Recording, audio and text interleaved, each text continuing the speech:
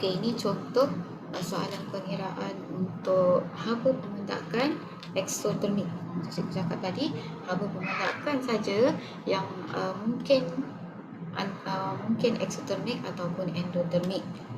Right? Okey, so kita tengok dulu yang ini ialah haba pemendakan untuk eksotermik. Okay, kita akan highlight bahagian-bahagian yang penting dalam soalan. Okay, 100 cm padu larutan plumbum 2 nitrat bertindak balas dengan dicampurkan dengan 100 cm padu larutan kalium sulfat. Okay, 1.0 molar 100 cm padu. Itu bahan dia. Kemudian suhu campuran tindak balas meningkat. Penting tu suhu meningkat daripada 27 kepada 32 darjah Celsius dan soalannya ialah hitungkan haba pemendakan. Okey, daripada soalan ingat ya, kena sentiasa keluarkan maklumat yang soalan tu bagi. Jadi daripada soalan ni cikgu nak keluarkan yang pertama kita kena buat persamaan kimia. Kalau soalan tak bagi persamaan, tak apa, kita sendiri buat persamaan. Ada banyak maklumat yang kita boleh dapat daripada persamaan. So jangan tinggal step ni. Alright, plumbum 2 nitrat Pb NO3 bertindak balas dengan dicampur dengan apa? Kalium sulfat K2SO4. Okay, apa hasil dia? Kalau tahu boleh buat terus. Kalau tak tahu, okay, kita putuskan bahan yang ada dalam kedua-dua ni. Sebab tindak balas pemendakan ni dia mesti melibatkan dua larutan garam yang larut. Alright, so ni larutan garam, ni pun larutan garam. Kita pisahkan dia punya ion, cation dengan anion. Alright, so PB akan ambil SO4. Dia dah tukar, dia akan tukar pasangan sekarang. PB dengan SO4 menjadi PbSO4, plumbum 2 sulfat. K pula akan berpasangan dengan nitrat, jadi KNO3, kalium nitrat. Lepas kita buat persamaan, kita senaraikan apa maklumat yang soalan tu bagi. Untuk plumbum 2 nitrat, soalan ada bagi isi padu 100 cm padu, kepekatan 1.0. So kita tuliskan semula apa yang soalan tu bagi. Kenapa kita kena tulis semula? Supaya kita nampak dengan jelas. Untuk K2SO4 pun sama kan, 1.0 molar dan juga 100 cm padu. So ini ialah persamaan kimia. Tadi cikgu cakap persamaan kimia ni ada banyak maklumat. Alright, antaranya maklumat yang paling penting untuk haba pemendakan ialah hasil yang terbentuk. Daripada hasil yang terbentuk, kita kena pasti yang mana akan bentuk mendakan. Adakah plumbum 2 sulfat atau KNO3? Ingat balik dalam topik garam, kita ada belajar garam terlarutkan dan garam tak terlarutkan. Maksudnya garam yang larut dalam air dengan garam yang tak larut dalam air.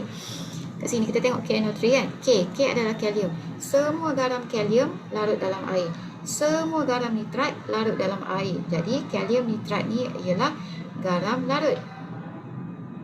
Manakala plumbum 2 sulfat, plumbum 2 sulfat, kalau masih ingat teori, kita guna teori Najib tu, plumbum 2 sulfat adalah garam yang tak larut dalam air, GTL, garam tak larut. Dan kita boleh juga nampak plumbum 2SO4 dekat sini, apa dia? Warna dia.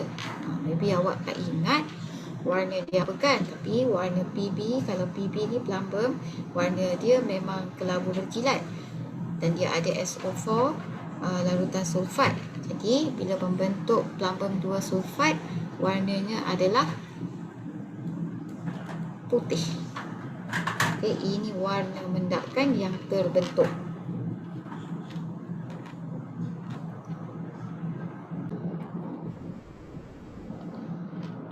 Dan step yang kedua, selepas kita dah buat persamaan, kita dah nampak maklumat apa yang dia bagi. Nampak tak dekat persamaan kita, maklumat yang dia bagi M dan juga V. So daripada N dengan V ni, apa yang kita boleh cari lagi? Kita boleh cari bilangan mol. Sebab apa boleh cari bilangan mol? Sebab formula untuk cari bilangan mol ialah M darab V bahagi dengan 1000. M kita ada, V pun kita ada. Tak ada masalah kan? 1.0 darab dengan 100 bahagi dengan 1000. Kenapa kita kena bahagi 1000? Sebabnya isi padu yang dia bagi ni dalam unit cm padu. Kalau isi padu yang dia bagi dah dalam unit desimeter padu, dm padu, awak dah tak payah dah bahagi dengan 1000. Okey, so 1/100, 100 bahagi dengan 1000 akan jadi 0.1 mol. Itu step yang kedua. Step yang ketiga. Okey, dah dapat bilangan mol. Right, kita akan cari nilai Q, iaitu haba yang dibebaskan. Berapa banyak haba yang dibebaskan? Okey, kita guna formula MC theta. Q sama dengan MC theta. Okey, M ialah jisim larutan. Kita anggap jisim larutan adalah sama dengan isi padu dia. Kenapa? Sebabnya anggapan kita hari tu kita ada 4 anggapan kan.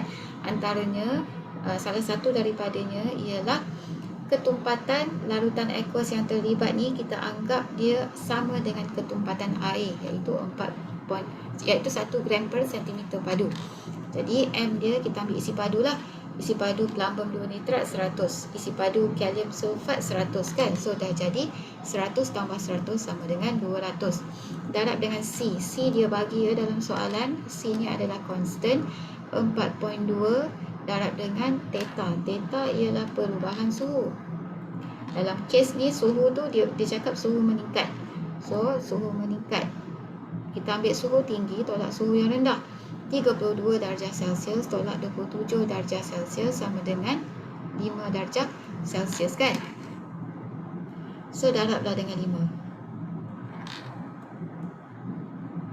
Okey, tekan kalkulator. Masing-masing ada kalkulator, betul tak? So jangan malu-malu, tekan je kalkulator awak. 200 darab dengan 4.2 darab dengan 5 sama dengan 4200. 4200 ni apa dia? Q. Q ialah tenaga yang dibebaskan. Unit bagi tenaga sama ada joule atau kilojoule. Okey, nak tahu joule ke kilojoule? Awak tengok 4.2 ni unit dia apa? Unit dia joule. So kita ambil joule. Okey, dan step yang keempat.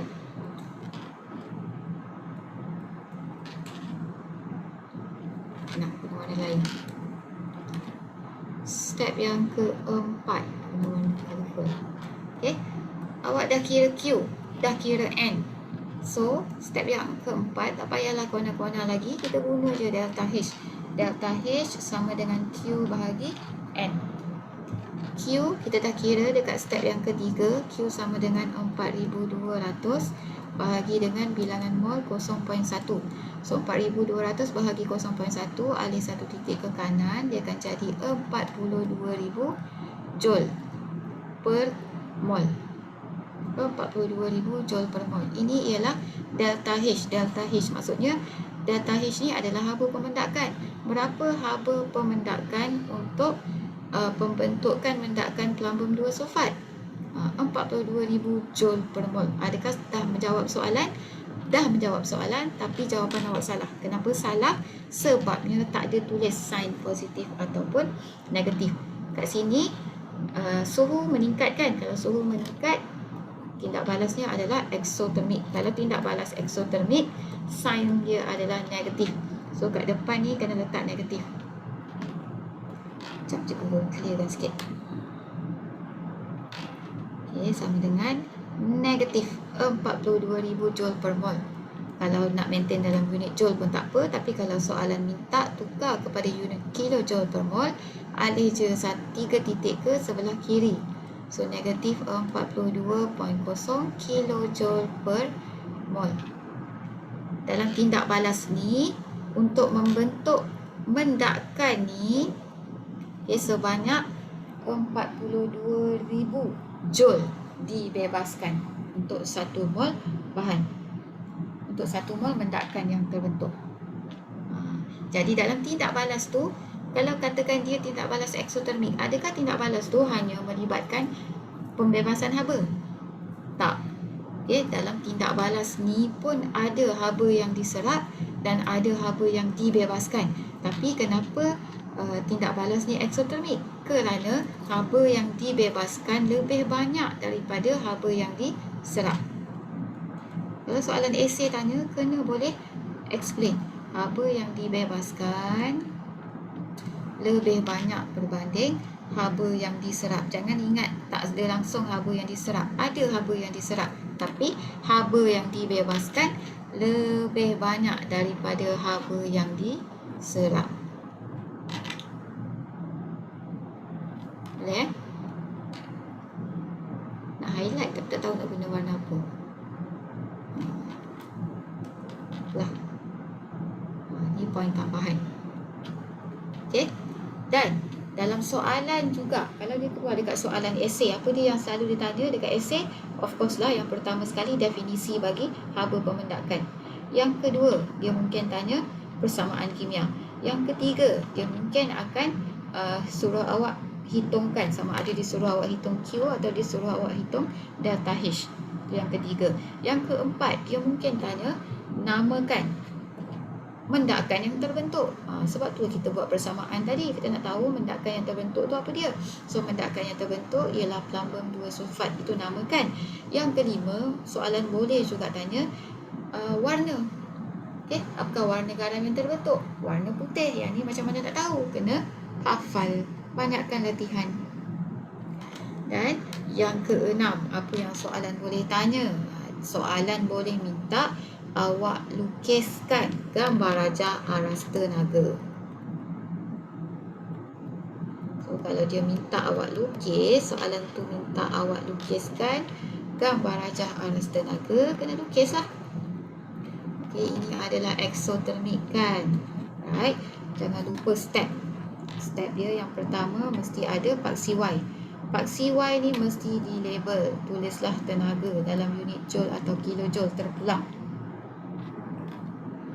Dan lukis kandungan tenaga bahan. Yang dalam kes ni of course lah kandungan tenaga bahan dia lebih tinggi. Kenapa? Sebab haba tu dibebaskan. Jadi makin lama makin sikit tenaga. So awal-awal bahan tu benda yang awal kan, mula-mula mestilah kandungan tenaga bahan tu lebih tinggi. Kandungan tenaga hasil, okey, untuk membentuk hasil dah banyak, dah haba dibebaskan. So hasil kandungan tenaga dia rendah. Step yang ketiga, okey, kita dah ada yang bahan, dah ada yang hasil, kita sambungkan bahan kepada hasil. Buat anak panah. Anak panah tu mesti dari bahan kepada hasil. Bahan dia apa yang kita guna tadi? Tulislah, jangan tak tulis. Bahan yang kita guna PB, bambang 2 nitrat dan juga K2SO4. Yang ni pula hasil. Hasil apa yang terbentuk? PbSO4 dan KNO3. Di tengah-tengah garisan ni kan anak panah ni, tulis sekali delta H dia berapa? Kan kau dah kira, delta H dia negatif. Kat sini tenaga kau tulis joule kan. So ambil lah yang unit joule, 42,000 joule per mol. See, satu soalan yang ringkas macam ni, tapi berapa banyak markah yang awak boleh dapat kalau awak kuasai apa dia? Persamaan. Nampak persamaan? Daripada persamaan dia, persamaan tu sendiri dah dapat markah. Dia tanya pula hasil, dapat lagi 1 markah. Dia tanya pula warna mendakan yang terbentuk, dapat lagi 1 markah. Dia suruh awak kira, dapat lagi 3 markah. Dia suruh awak lukis gambar Raja Aras Tenaga, dapat lagi 2 markah. Dia suruh terangkan tentang berapa banyak haba yang dibebaskan dan kaitannya ada ke tak haba yang diserap. Kau terangkan yang ni tadi, dapat lagi 2 markah. So satu soalan ni total boleh pergi hingga 10 markah ataupun lebih. Itu soalan yang cikgu boleh fikirkan. Apatah lagi soalan yang cikgu tak boleh fikirkan. Okey, 10 markah atau lebih. That's why soalan ni adalah soalan favorite. Soalan yang paling senang sekali nak skor markah. Cikgu sangat prefer kalau awak pilih untuk jawab soalan ni kalau dibandingkan dengan soalan bab 5 tingkatan 4 ikatan kimia. Ikatan kimia pun very likely keluar dalam bahagian esei, tapi sangat susah untuk dapat markah. Sebab apa? Sebab terms kena betul, kena ada sebut atom. Awak tak suka sebut kan kataan atom, molekul apa semua, yang tu memang ditekankan. So termokimia ialah soalan yang bagi cikgu mudahlah berbanding dengan kalau kita nak ikutkan kadar tindak balas ataupun ikatan kimia.